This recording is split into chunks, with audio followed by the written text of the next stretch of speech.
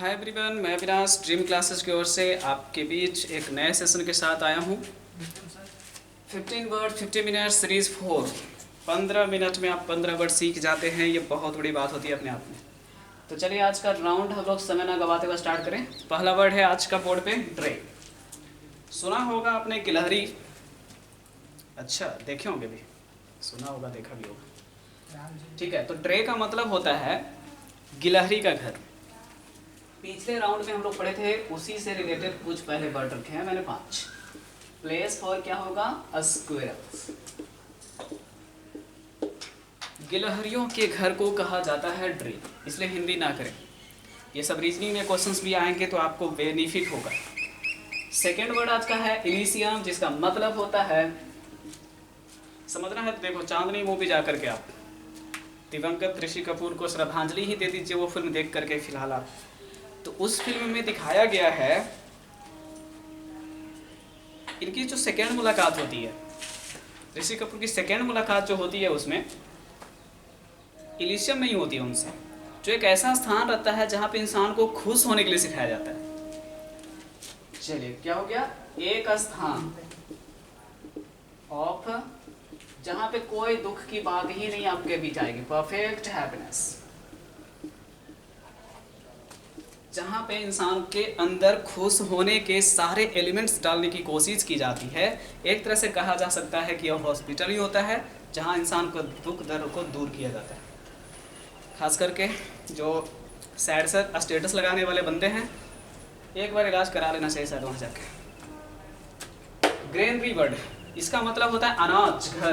अगर आप पटना से बिलोंग करते हैं तो आपको पता होगा पटना का गोल घर एक समय अंग्रेजों की क्या थी, ग्रेनरी थी। ओके चलिए, ए प्लेस फॉर स्टोरिंग क्या हो जाएगा, ग्रेन। एक स्थान जहां पे हम अनाज इकट्ठा करके रखा करते हैं उस स्थान को ग्रेनरी कहा जाता है। नेक्स्ट वर्ड आपका है फोर्थ नंबर, हैंगर। हैंगर का मतलब वो नहीं जिससे हम लोग कपड़े टांगने का काम लाते हैं, ठीक है, बल्कि वो होता है क्या, जैसे कि मूवीज वगैरह में दिखाता है आपको, एक स्थान है जहाँ पे बहुत सारे प्लेन रेस्ट कर रहे हैं। प्लेन भी रेस्ट करते हैं, उड़ते ही हमेशा नहीं है। तो वो सब जो रेस्ट मोड में इकट्ठा एक जगह रखे हैं ना, तो वो गैराज नहीं है, प्लेन का गैराज नहीं, प्लेन का गैराज नहीं, प्लेन का क्या है, वो हैंगर है। चलिए, प्लेस फॉर एरोप्लेन, याद होगा बचपन में एरोप्लेन लिखने के लिए बहुत पिटाए थे ना, याद ही नहीं होता था।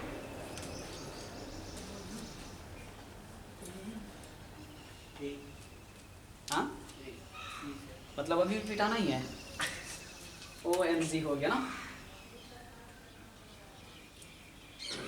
हमको लगता है कितने लोग AIR ही को सही मानते होंगे आज तक, हवा में उड़ता है ना। ओ ठीक है, नेक्स्ट वर्ड है हीव। अब ये होता है ना, जैसे हम लोग पढ़े थे, मधुमक्खी अपना घर खुद भी बनाती है और किसान भी घर बनाने के लिए मजबूर करते हैं, पता होगा मधुमक्खी पालन में आपको।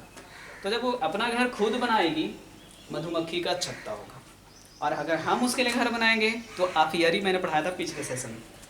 तो हीव का मतलब होता है नेचुरल होम या प्लेस, नेचुरल प्लेस फॉर बीच, या ऑफ लिखिए क्योंकि ये अपना घर खुद बनाती है, तो फॉर क्यों, तो नेचुरल प्लेस ऑफ बीज इज नोन एज हीव। चलिए, तो हम लोगों ने एक तरह से कहा जाए तो 15 वर्ड्स के 5 वर्ड कंप्लीट किए हैं, तो कितने % कंप्लीट किए हैं पता चल ही गया होगा।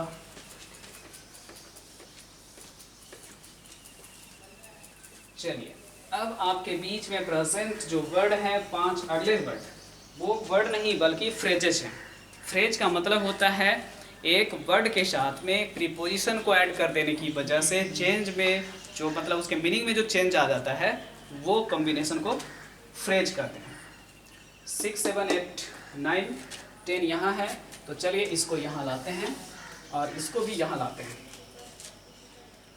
तो 10 मैंने पहले वहाँ से डिलीट किया है, डू अवे विथ। चलिए इसको डिलीट नहीं, इरेज कर देते हैं, ले लीजिए। और वर्ड इज डिस्पोज ऑफ।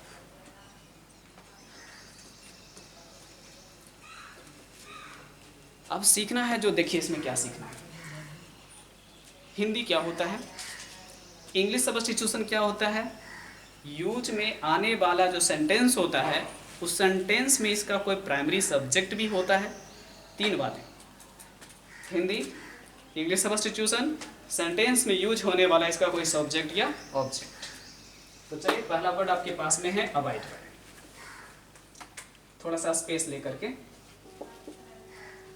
देखिए, abide by the rules Hindi हो गया। आप बताइए रूल्स को क्या करने की बात होगी, या तो मानने की या तो तोड़ने की। लेकिन लग रहा है ना बाय का मतलब द्वारा, रूल के द्वारा ही बनेगा, लगता है चलने की बात है, मानने की बात है। तो अबाइड बाय का मतलब हो जाता है क्या, बात को मानना। टू फॉलो, टू अप्लाई, थोड़ा डिफिकल्ट वर्ड लिखोगे तो टू एक्सीक्यूट। ठीक है, एक्सरसाइज भी कह सकते हो, टू एक्सरसाइज अप्लाई करने के सेंस में, है ना। एग्जीक्यूट पढ़ते हैं ऐसे, मूवीज में बोलेगा कि प्लान को एग्जीक्यूट किया जाए। तो अबाइड बाय का हिंदी हम लोग समझ चुके हैं कि क्या होता है, अनुपालन करना। तो मैंने आपको इसमें तीन चीजें सिखाने का वादा किया था। पहला था हिंदी कर लिया, इंग्लिश सब्स्टिट्यूशन कर लिया, और उसके बाद इंग्लिश में ही इसके ऑब्जेक्ट या सब्जेक्ट्स। चलिए अब आपको सिखाता हूं मैं सेकेंड वर्ड, वर्कआउट।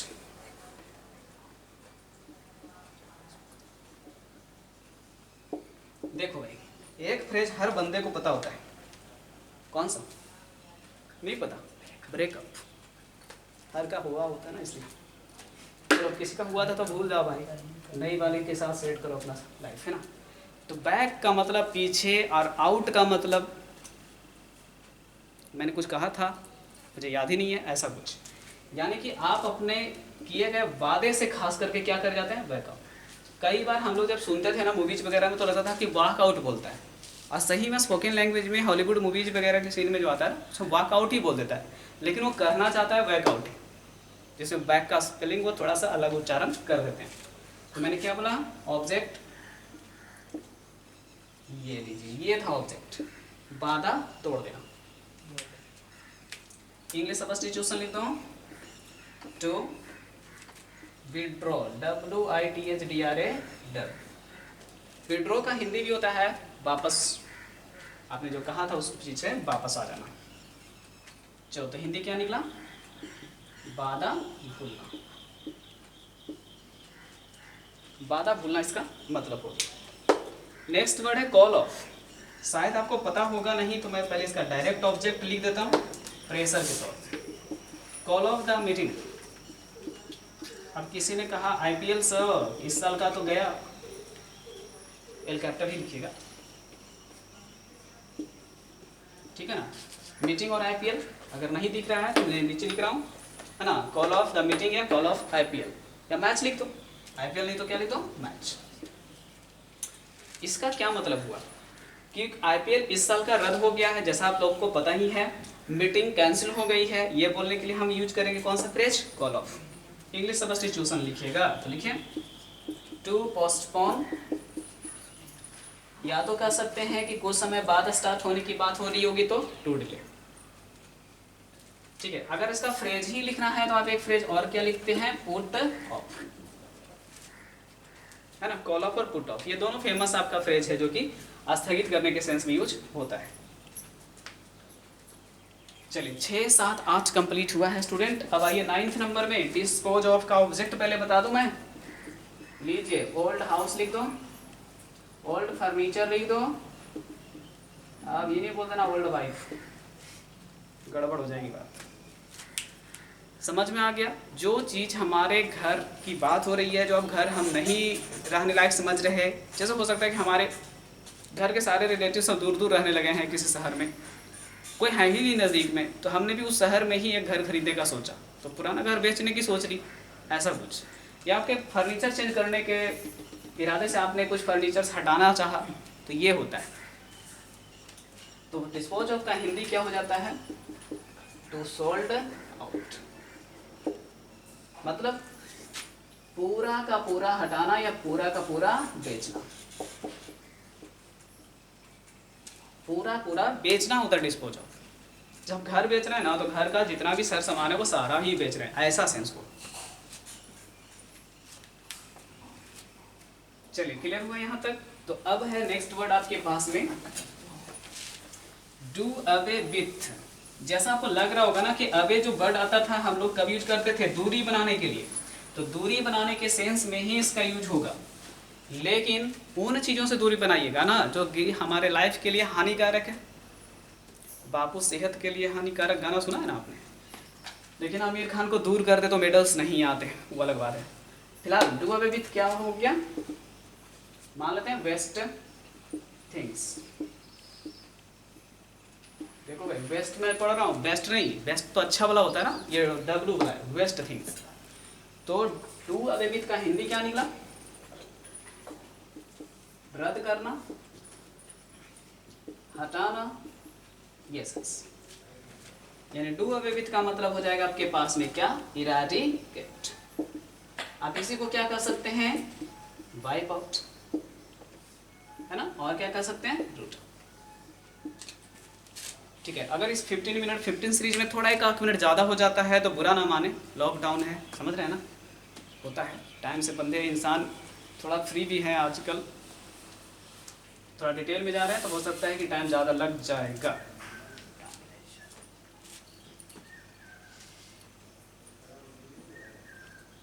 तो ये था 5 आपके पास जो मीनिंग राउंड का फ्रेजल वर्ब का राउंड हम लोगों ने कंप्लीट किया है।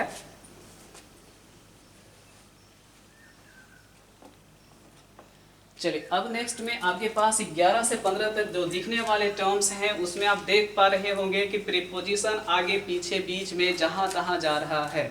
इसका मतलब है ये फ्रेज नहीं है बल्कि मुहावरे हैं, जिनको इंग्लिश में कहा जाता है इडियम्स।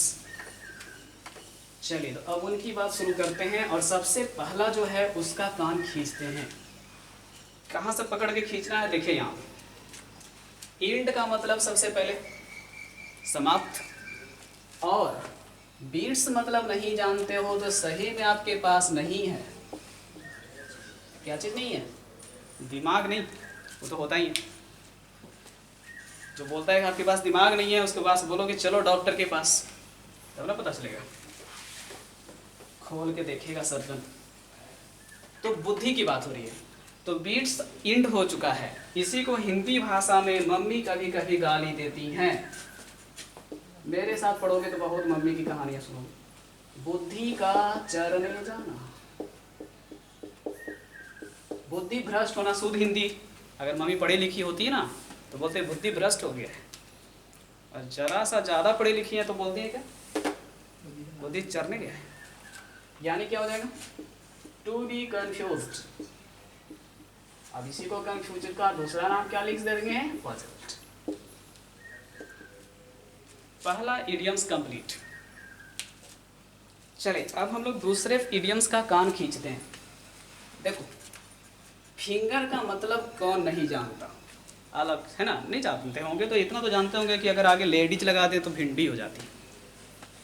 अब जरा सोचो, अंगुलियों पर गिन कर आप कैलकुलेशन कर दिए, कोई कैलकुलेटर लगाने की ज़रूरत आपने नहीं समझी, इसका मतलब उस चीज़ का आपको नॉलेज कंप्लीट था। तो और क्या, तुमने अपने अंगुलियों पर फिंगर टिप्स आप बता दिया, ऐसे करो वैसे करो। इसका हिंदी होता है क्या, पूरी जानकारी। आप इंग्लिश कौन नहीं जानता, कंप्लीट नॉलेज, कंप्लीट नॉलेज।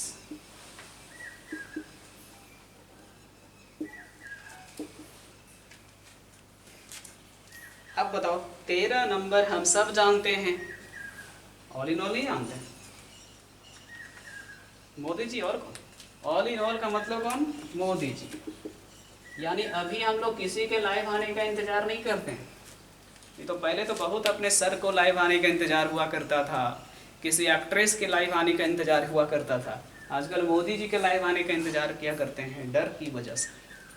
चलिए तो ऑल इन ऑल है वो, यानी सर्वे सर्वा है, हमारे देश के सर्वे सर्वा हैं कौन भाई, मोदी जी।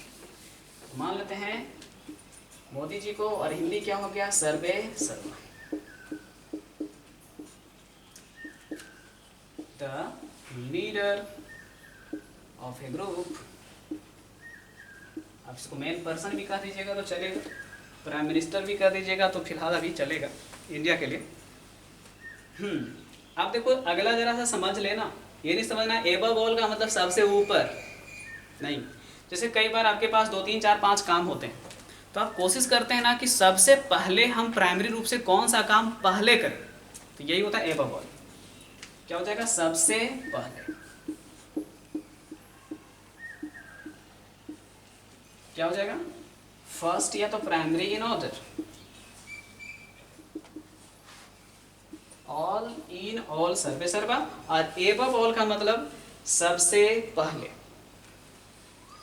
चलिए आप बताओ 15 का मतलब, जब शराब के लिए दिल्ली में पता चल गया, दुकानें खुली, लोग अपना लक्ष्य भूल गए कि हम राशन लेने निकले थे कि शराब लेने निकले थे। यानी वो सब के सब जो काम किया उन लोगों ने, उससे साबित हो गया कि वो वापस घर आए थे या घर से निकले थे, जो भी काम कर रहे हैं वो भूल चुके हैं, एम उनका लेस हो चुका है। तो इसका मतलब होता है ट्रेंड का मतलब एम लेसली, बिना लक्ष्य का। तो ये था आपका नेक्स्ट सीरीज जो था 15 वर्ड 15 मिनट का। ठीक है, तो नेक्स्ट सेशन के लिए आप इंतज़ार कीजिए और इन सारे वर्ड्स को रिवीजन कीजिए।